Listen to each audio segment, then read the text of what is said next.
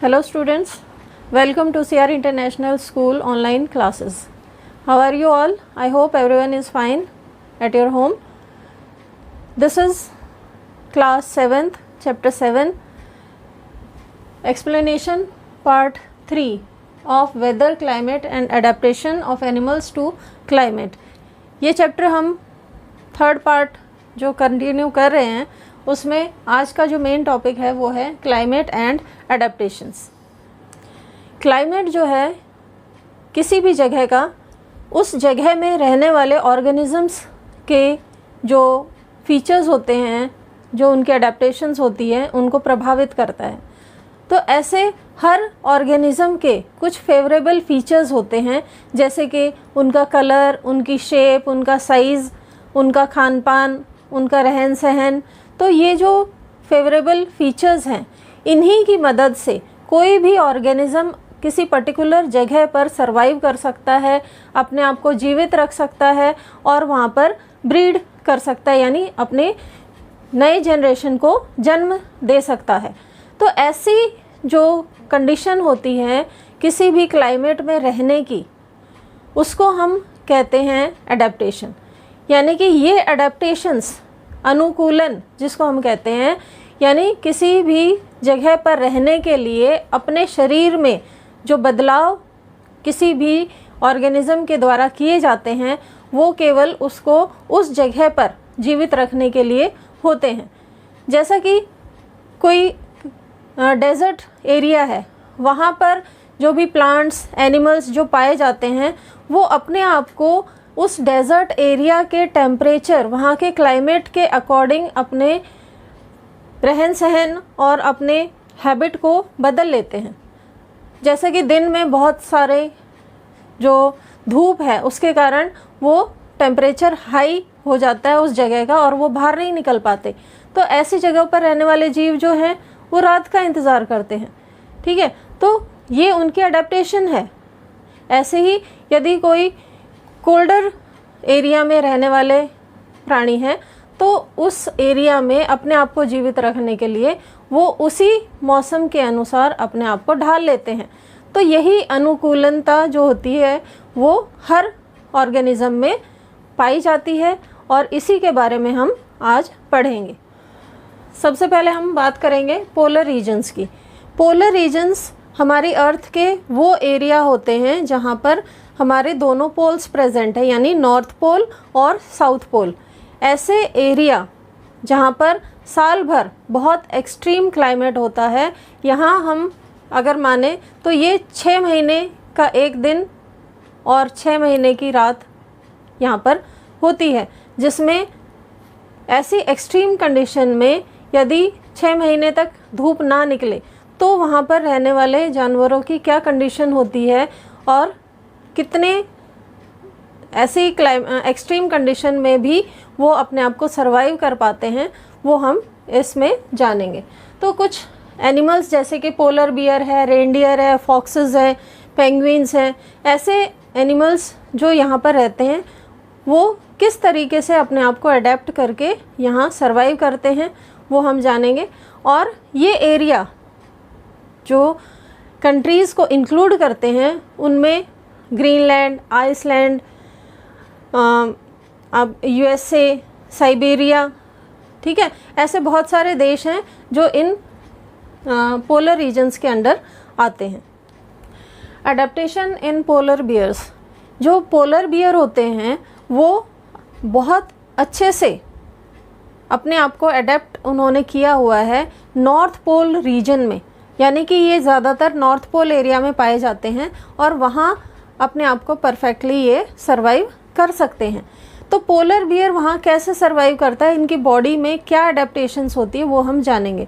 सबसे पहले जो इसकी आउटर फर लेयर होती है वो डबल होती है, क्योंकि ये एक्सट्रीम आइस कोल्ड एरिया में रह रहा है, बर्फीले इलाके में रह रहा है, तो इसकी जो फर की लेयर होती है वो डबल होती है और उन फर में जो बाल होते हैं वो हॉलो होते हैं, जिसके कारण जो हवा है वो उनके बीच में ट्रैप हो जाती है, उसके बालों के बीच में, ताकि जो अंदर की हीट है, क्योंकि हवा जो है वो एक पुअर कंडक्टर ऑफ हीट है, तो उसके कारण जो इसकी बॉडी हीट है वो बाहर नहीं जा सकती है और इससे उसकी बॉडी गर्म रहेगी और ठंड से प्रोटेक्टेड रहेगी।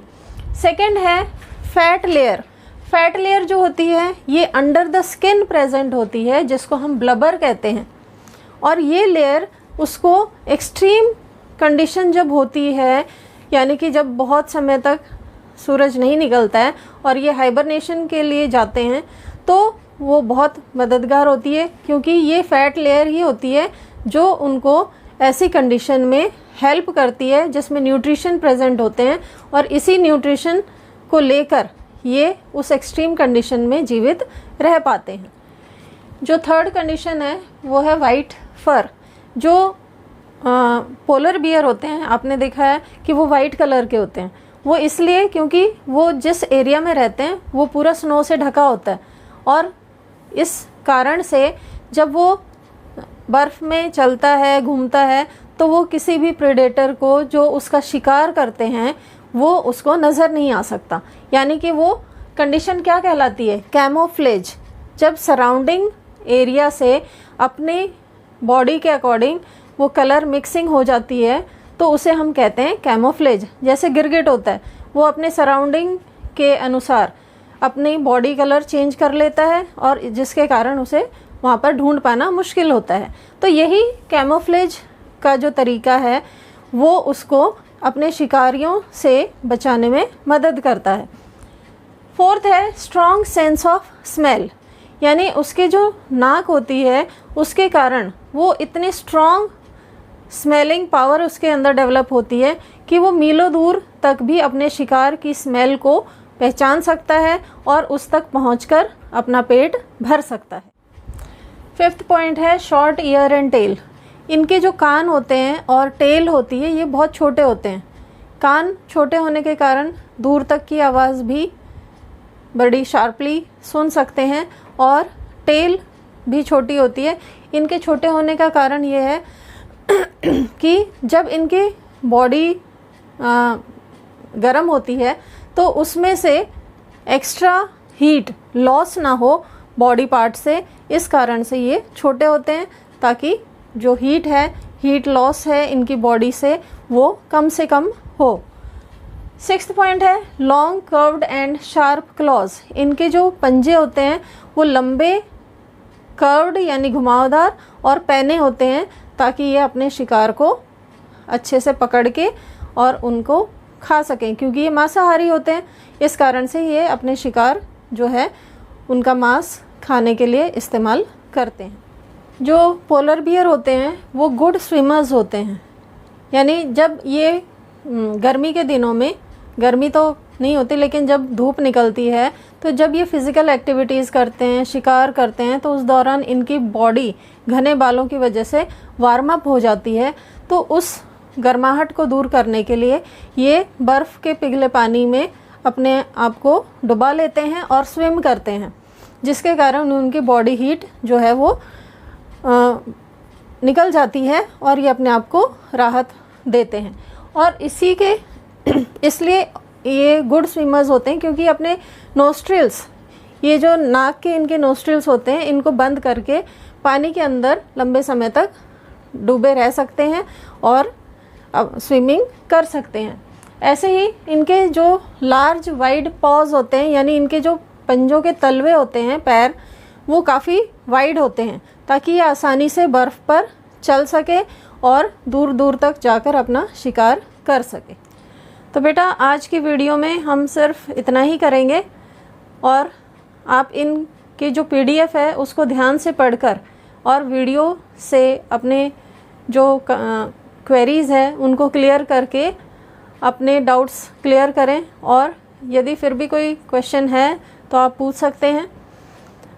आपसे रिक्वेस्ट है प्लीज़ इनके साथ ऑडियोज़ या आपके जो वीडियोज़ आते हैं PDF के साथ उनको ज़रूर देखें, क्योंकि जो हमें व्यूज़ मिलते हैं वो बहुत कम मिल रहे हैं। इससे हमें पता चलता है कि बहुत कम बच्चे हैं जो इनको देख रहे हैं रेगुलर।